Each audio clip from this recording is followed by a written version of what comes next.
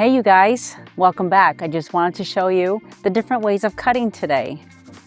We are going to lay this piece of film on here so nicely. Don't forget to make sure that it's wet on top so that your squeegee will glide a lot easier.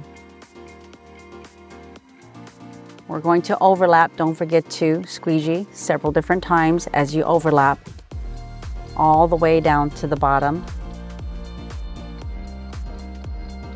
Okay.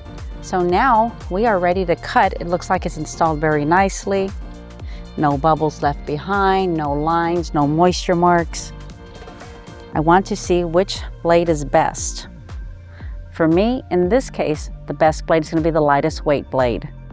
So I have 3 different types here. And it looks like this one, which is called the red dot, is going to be our cutting blade today. For this application,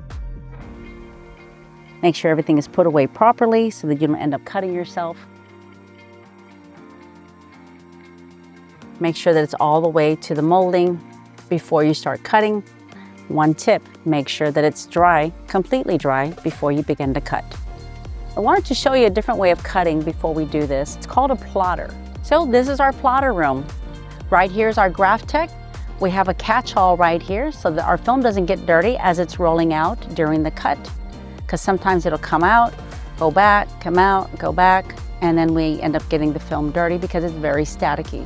We have a computer here, normally an HP, will speak very nicely with our GraphTech plotter. If you're interested in learning more ways about cutting and different opportunities, different areas, I'd love to teach you guys. Sign up for our classes at Pure Luxury Training Academy or with Onyx Coding over in Berlin, Germany.